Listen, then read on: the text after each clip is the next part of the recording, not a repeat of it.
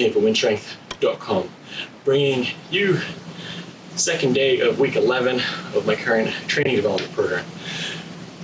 So what we've done this week is we've actually tapered down the frequency of my workouts over the course of the week. So instead of going 6 days, the last 2 weeks we did 5 days, and now we're down to 4 days during the week in an effort to drive up some strength gains in 1 rep max attempts in the big 4 lifts.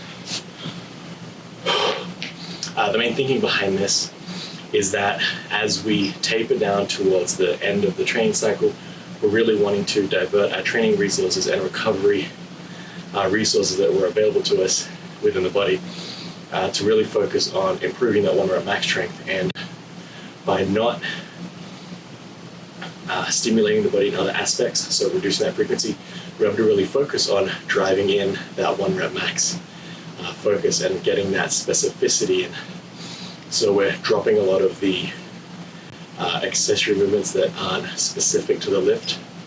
So we're not doing, say, front squats or things of that nature, close grip bench pressing. We're really doing regular bench press with competition grip, whatever that may be for you.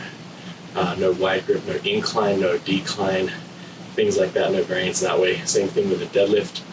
We're really wanting to focus on that same competition style lift, as well as the accessory movement of the deadlift later on this week being deficit deadlift, so we can work on increasing that range of motion so the competition style conventional deadlift feels slightly shorter come competition day or come testing day, really, because what we want to do is maximize our testing results at the end of this training block to really see where we're at and really focus on that 1 rep max strength.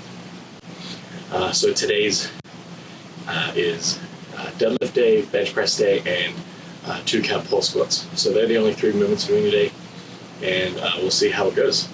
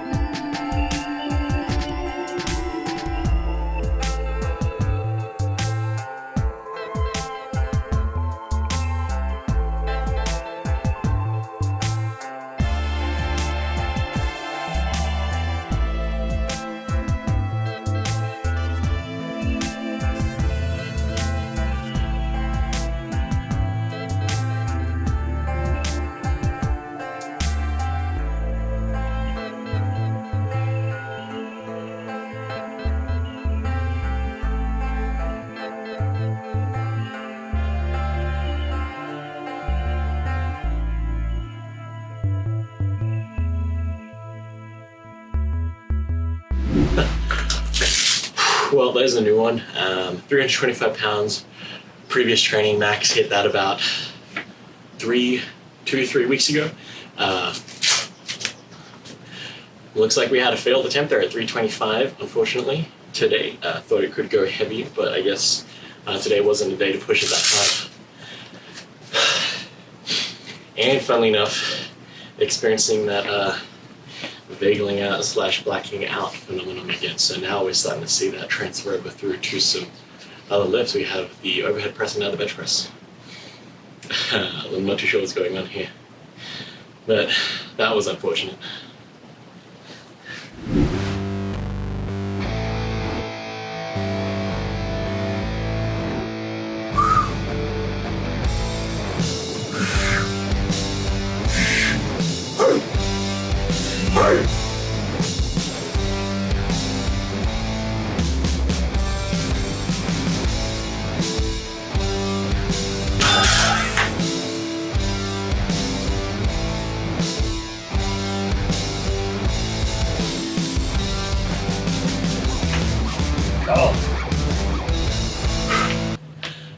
Well, there we go.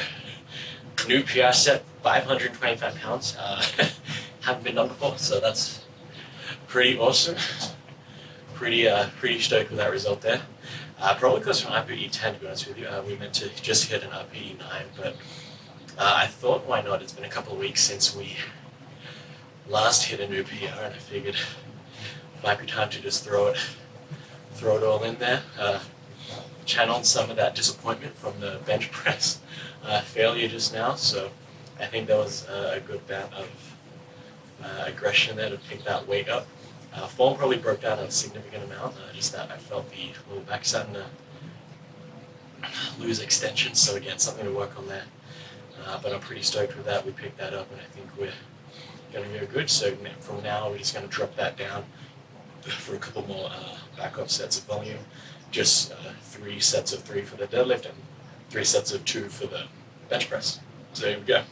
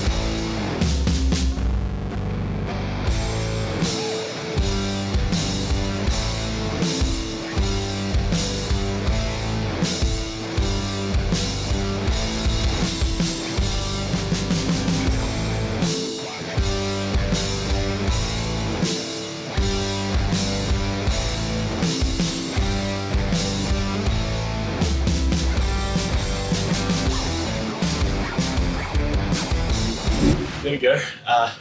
Successful for the back off volume work for both the bench press and the deadlift, so that's kind of a nice change of pace. We did just heavy doubles for the bench press, heavy triples for the deadlift. We did 285 for our first set of doubles and then 290 for the bench press. So again, some new PRs there, some new training records for the rep work that we're doing. For the deadlift, we're able to hit 455 pounds for sets across. Kind of awesome, considering just 3 years ago, I wasn't able to deadlift 405 pounds for a single. So when you look at the progress you've made, the fact that I can actually rep out 455 now, it's kind of a cool thing to see, and I think you should never lose sight of the fact of how far you've come when the journey is there. So one little extra tip I can provide you for the deadlift today is how to set your stance width. There's a lot of different ways to do it. Depending on this, again, will come down to personal preference. But a good place to start would just be feet straight down. Another thing that I like to do is the duck walk, I guess, where you flex your glutes and you're gonna do this shuffle from side to side like a duck. imagine. And then your feet are going to naturally, your legs are going to naturally align themselves in a spot where you're going to be most powerful. And generally, this should be the same stance width when you do a vertical jump or another such movement. Generally, it should just be your hip straight down because the straight lines are strong. So you really want to have a stacked hip so you get maximum transfer through. But again, this can vary depending on your own body leverages, your purpose for the deadlift. Maybe you'd like to stand a little bit wider because that allows you to open up the hips more and get more flexibility, more space when you go to bend down and pick that lift up. But if you are trying to play around with which width is best for you, either change it up every 2 weeks.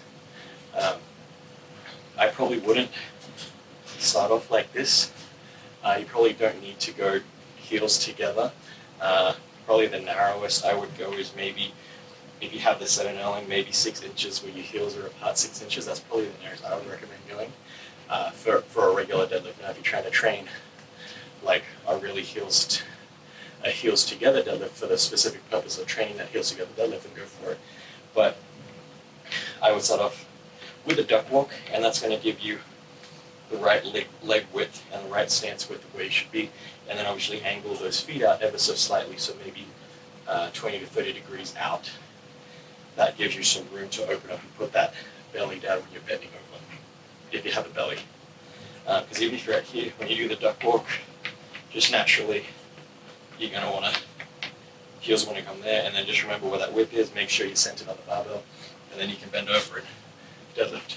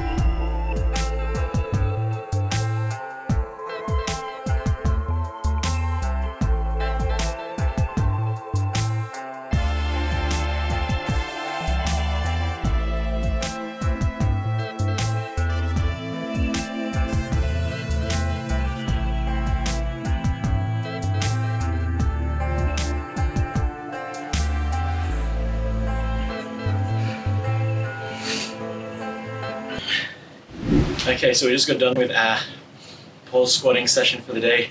Not a lot of volume again. We did switch over to the SS yoke barbell just because my shoulders are starting to show some signs of pain due to the increased low bar heavy low bar back squatting that I've been doing. I'm noticing that manifest here in the inside of the biceps, and that really only flares up once I start doing those low bar back squats with some heavy weights. So it wasn't acting up the whole time I was doing heavy SS yoke barbell squats, but I was keeping the straight barbell low bar back squats to the accessory lifts. So max effort work for the week was done with the SS yoke bar. All the accessory lifts were done with the straight barbell, and that wasn't showing any signs of shoulder injury or shoulder pain for that matter. However, once I started to reintroduce that straight barbell for the heavy lifts and swap out for the yoke barbell, those shoulder signs and that shoulder pain started to manifest itself again, mainly with the bench press, and I think that's why the bench press is suffering so lately, so recently, because of that switch to the straight barbell. And that's keeping in mind that we've now decreased frequency of the straight barbell, but we've increased intensity. So I think it is that intensity, that heavy nature of the regular barbell back squat that's really acting up and playing up with my shoulder joint here, and just manifesting itself in pain in the bicep and just not feeling that great when I bench press. I don't really feel it when I squat, which is funnily enough, which might,